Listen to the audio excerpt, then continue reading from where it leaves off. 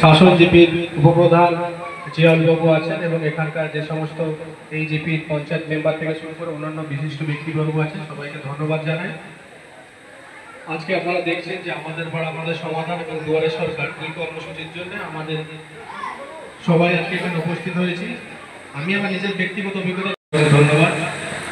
আমাদের মঞ্চে উপস্থিত আছেন আমাদের সবার প্রিয় এমএলএ সাহেব, আছেন আমাদের পঞ্চায়েত সমিতির সভাপতি ম্যাডাম আছেন আপনাদের সকলের প্রিয় প্রধান সাহেব, যার নেতৃত্বে অঞ্চলের বিভিন্ন উন্নয়ন কর্মযজ্ঞ এগিয়ে চলেছে।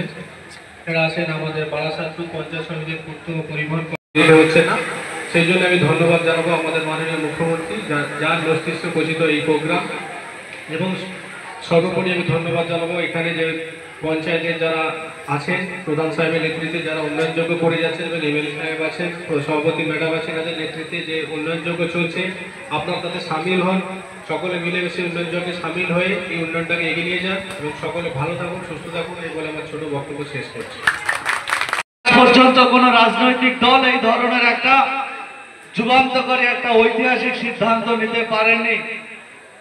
বাংলার মানবিক মুখ্যমন্ত্রী মমতা বন্দ্যোপাধ্যায় তিনি উপলব্ধি করেছেন যে পাড়ার অনেক সময় ছোট ছোট কাজের জন্য সাধারণ মানুষ তাদেরকে অনেক সময় অনেক জায়গায় দৌড়াদৌড়ি করতে হয়, সেটা যাতে না হয় তার জন্য তিনি এই ধরনের একটা যুগান্তকারী একটা ঐতিহাসিক সিদ্ধান্ত নিয়েছেন, আমাদের পাড়া আমাদের সমাধান। অর্থাৎ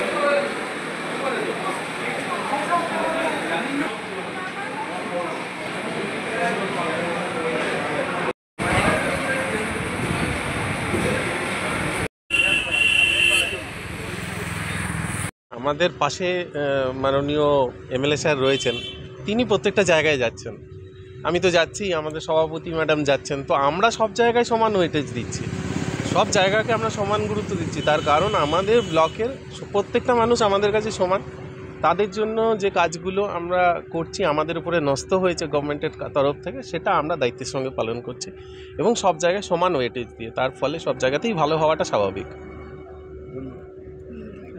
যেহেতু আমাদের নেত্রী মমতা বন্দ্যোপাধ্যায় উনি সবসময় বলেন একতা থাকার কথা, ঐক্য থাকার কথা, সম্প্রীতি বজায় রাখার কথা, ওই জন্য আজকের যেসব ক্যাম্প আমাদের নেত্রী মমতা বন্দ্যোপাধ্যায় যুগান্তকারী প্রকল্প যে আমাদের মধ্যে মানুষের সাধারণ মানুষের জন্য যে দিয়েছে, যে আমাদের পাড়া আমাদেরই সমাধান, তাদের জন্য যে এই যুগান্তকারী প্রকল্প দিয়েছে, এখানে এসে দেখা যাচ্ছে মানুষ খুব উৎসাহ করে, তারা আনন্দিত খুব।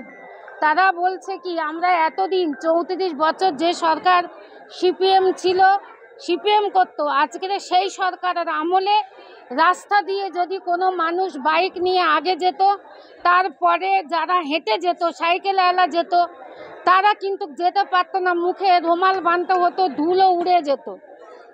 সেই সব দিকে কিন্তু মানুষ সেই দিনের কথাটা তাদের মনে পড়ছে, আর এই মমতা বন্দ্যোপাধ্যায় উন্নয়নের কথাটা তারা দুটো অ্যাড করছে, যে এটা ভারতবর্ষের মধ্যে যে সরকার চলছে বিজেপি সরকার, তারা খালি ধর্ম নিয়ে মানে উদযাপন করে, কাজ করতে ভালোবাসে না।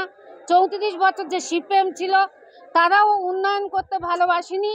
আজকের যারা বর্তমান সরকার যে শাসক দলে ক্ষমতায়, আমাদের নেত্রী জননেত্রী মমতা বন্দ্যোপাধ্যায় যে আমাদের পাড়া আমাদের সমাধান, এটা যে যুগান্তকারী প্রকল্প, ভারতবর্ষের মধ্যে ঐতিহাসিক প্রকল্প, এটা কোনো রাজ্যে নেই, কোনো ভারতবর্ষে কোনো যেখানে বিজেপি সরকার আছে সে জায়গায়ও, সেই রাজ্যেও নেই।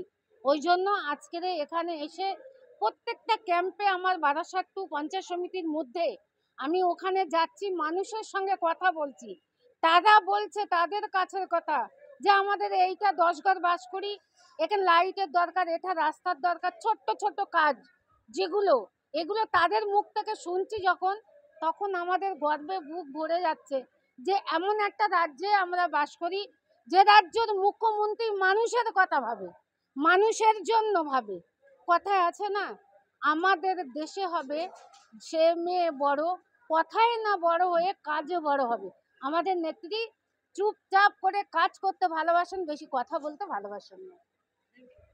দেখুন, এই আমাদের পাড়া আমাদের সমাধান আমাদের 1 মাস হয়ে গেছে।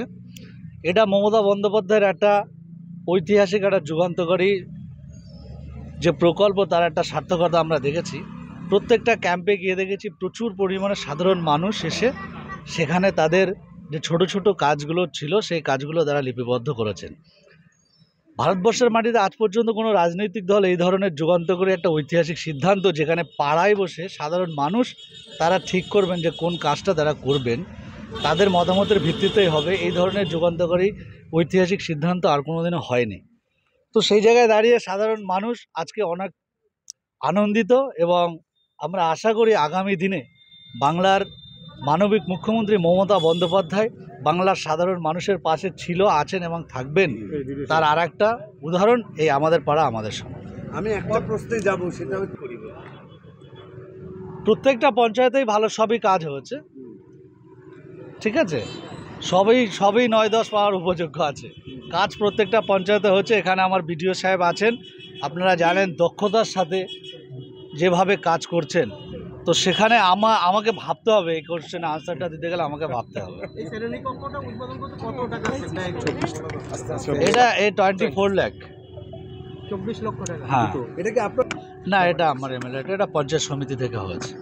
বিভিন্ন কাজে আমাদের, দেখুন, আমাদের উন্নয়ন হচ্ছে আমাদের অন্যতম প্রধান লক্ষ্য। সাধারণ মানুষের জন্য কাজ করাই হচ্ছে আমাদের অন্যতম প্রধান লক্ষ্য।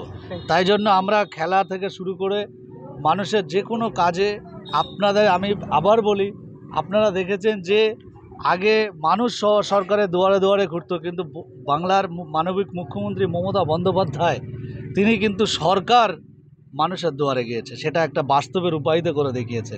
এবং আমাদের পাড়া আমাদের সমাধানের মতন একটা যুগান্তকারী একটা ঐতিহাসিক সিদ্ধান্ত করে সাধারণ মানুষকে আরও কাছে নিয়েছেন, এবং বাংলার মানুষ যাতে ভালো থাকেন, যাতে সুস্থ থাকেন, সেই জন্য আমাদের নেত্রী বাংলার মানবিক মুখ্যমন্ত্রী সদা সর্বদা উনি চেষ্টা করছেন।